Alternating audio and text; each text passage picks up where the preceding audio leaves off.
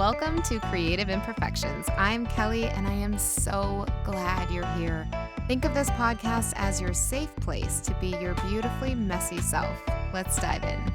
I have become increasingly aware that there are apparently meetings happening in my head that I was never invited to. Honestly, if there were an HR department somewhere inside my brain, I would probably be filing some paperwork. Because not only does my pessimistic co pilot continue to show up with weather reports I didn't ask for, but I'm realizing they've started collaborating with my inner critic. Somewhere along the way, they exchanged contact information, scheduled a meeting, and decided to become coworkers.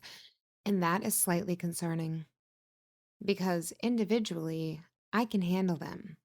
My pessimistic co pilot is predictable. It likes to prepare for every possible worst case scenario. It wants safety, it wants guarantees, it likes certainty and backup plans and emotional helmets.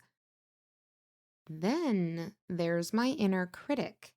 And my inner critic has a very different personality. It's not necessarily trying to prepare me for disaster. It's more like that person who suddenly appears right after you've tried something vulnerable and says, "Huh, interesting choice."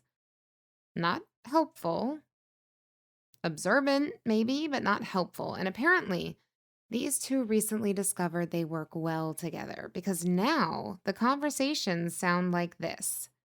Pessimistic co pilot. I don't know. What if this doesn't work? Inner critic. Actually, now that you mention it, we do have a history of overthinking things. Pessimistic co pilot. Excellent point. Inner critic. Thank you. Pessimistic co pilot. Should we remind her about that awkward thing from 6 years ago? Inner critic. Already pulling up the file.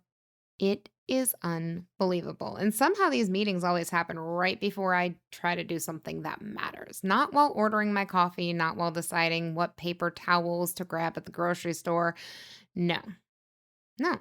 They become active right before visibility, right before trying something new, before creating something or speaking up, right before stepping into a bigger version of myself.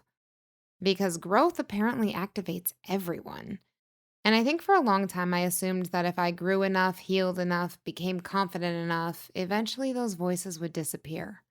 I thought there was some magical point where I would arrive and suddenly feel absolutely certain all the time.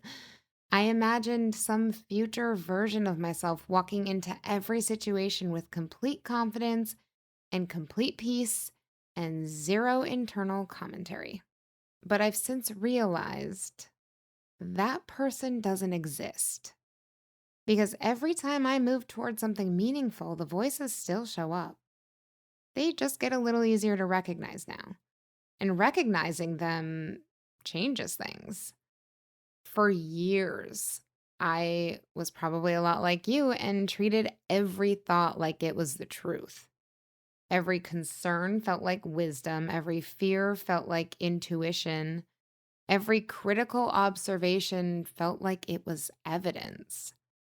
But thoughts are strange things. Because thoughts are not facts. Thoughts are usually just reactions. They're predictions, old stories, protective patterns pulling from old experiences. My pessimistic co pilot is mostly looking backward while pretending to look forward. It gathers evidence from things that hurt before and says, let's avoid that forever. My inner critic looks at imperfections and says, let's fix this before anyone notices. Neither one of them is trying to destroy me. They're trying to protect me. They're just using outdated maps. And honestly, that realization changed everything for me. Because once I stopped seeing them as enemies, I stopped fighting so hard. I stopped trying to silence them and force positivity over them, because that never worked anyway.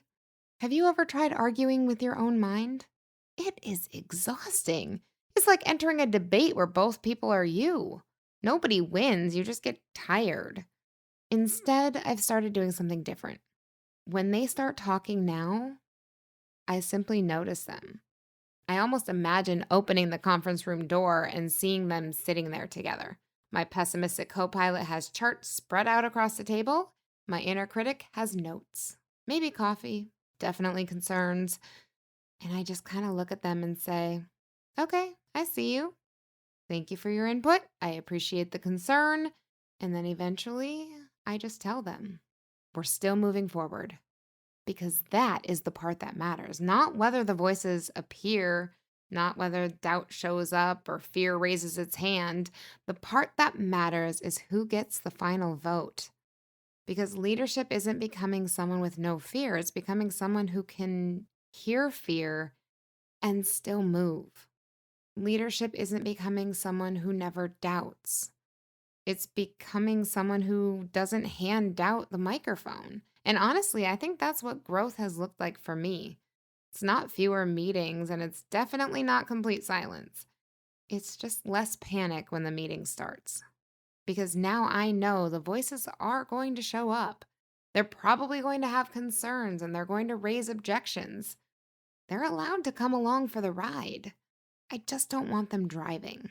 Because if my pessimistic co-pilot and my inner critic were running the entire operation, we're never leaving the airport.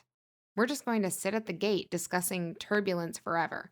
And I don't know about you, but I think we've delayed takeoff long enough.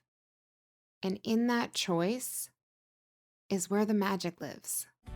Thank you for listening to Creative Imperfections. Always remember, there's magic in the mess.